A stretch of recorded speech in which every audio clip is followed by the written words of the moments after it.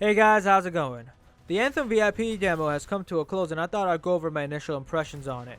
The launch of the demo was pretty shaky. It was shakier than I thought it would be. However, it is worth mentioning that this is a 6 weeks old build. I got on at 12 PM Eastern and was stuck between loading screens and server issues. After 5 hours of countless retries, I was finally able to get in. And let me tell you, despite its shaky start, the demo turned out to be something I enjoyed a ton, more than I thought I would. That being said, there were still a few things in the game that took away from the gameplay. So the first thing that really annoyed me about the demo was the infinite load time, and I'm sure it annoyed a lot of other people as well. Now, don't get me wrong, this does not make the game bad in any way. The only thing it does is that it takes away from the gameplay. Now imagine you're really excited trying to go out on an expedition, and the second you do, you're stuck at a loading screen. That could be a bit disappointing. The cool thing is that the devs have been communicating with players and have kept everything transparent. That honestly, in my opinion, is a great sign when it comes to the future of this game. I'm sure this issue will be resolved by the time the full game comes out. And if I'm being honest, I'm actually happy that we got to see these issues now rather than later. And that is because when the full game finally comes out, we won't have to worry about this issue at all. Another really cool thing is that because of all these complications, BioWare gave everyone who participated another vinyl for the full game.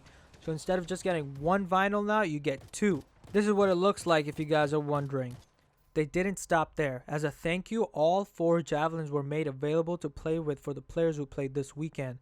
And if you don't have time to play this weekend, don't worry. All the VIP participants get to play with all 4 javelins next weekend as well. Now let's talk about playing this game on keyboard and mouse. Now overall gameplay, shooting, aiming down sights, turning around and all that, it's okay. There's no issue. The main issue with keyboard and mouse is flying and swimming.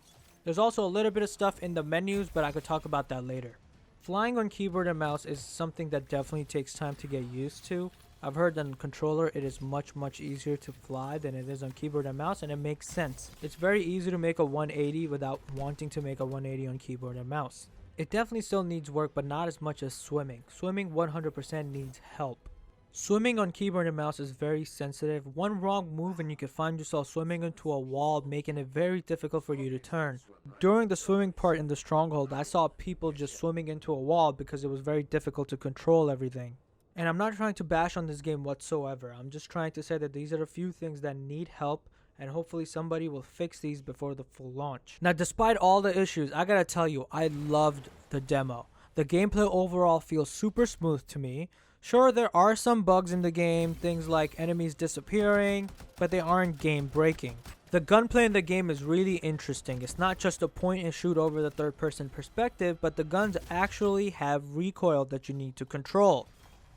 The in-air combat is amazing, especially if you're the Storm. I tried to use my abilities as much as I could, setting up primed enemies so my teammates could detonate and combo off of them. The combat in the game makes you feel extremely powerful, and when you add flight to that, you're just plain unstoppable. Once I finished an expedition, the amount of loot I usually got was a lot. The cool thing was, if I got something I already had, the inscription on it would be different. The inscription and gear score then decided for me whether or not I'd be using the item. There are quite a lot of inscriptions in the game, and each inscription complements a specific playstyle, making every single javelin unique. I also like the fact that the harder difficulty you play on, the better gear you get. I believe that will make the Anthem endgame extremely challenging and fun to play. The missions we had in the demo were pretty engaging, and that's because they weren't your generic go kill this person and come back. There was purpose to these missions. If I could replay these missions, I would. Once I finished the missions, I tried out free play. I have to say, I hope there's a little bit more to do in free play. In the demo, there isn't much to do besides world events and material farming. You can find some lore pieces here and there, but that's really it. I'm sure when the full game comes out, there will be more to do. Maybe you'll be able to do some challenges in free play, or plainly they'll just add more activities. Let's talk about Strongholds. Honestly, I play the Stronghold as much as I can at this point because 1, the demo's pretty much over, I don't have any more missions I can do, and it's just downright fun.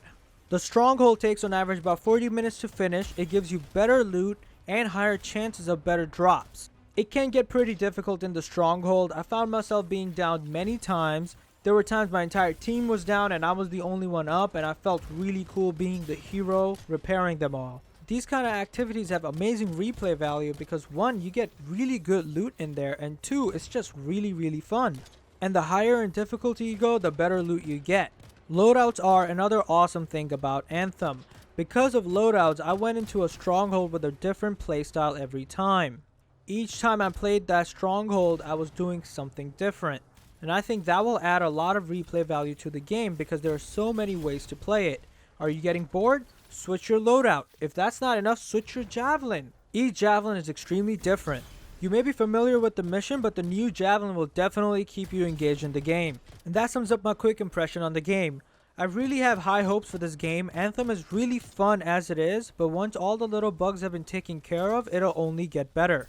As long as the players and the devs communicate with one another, this game will be a success.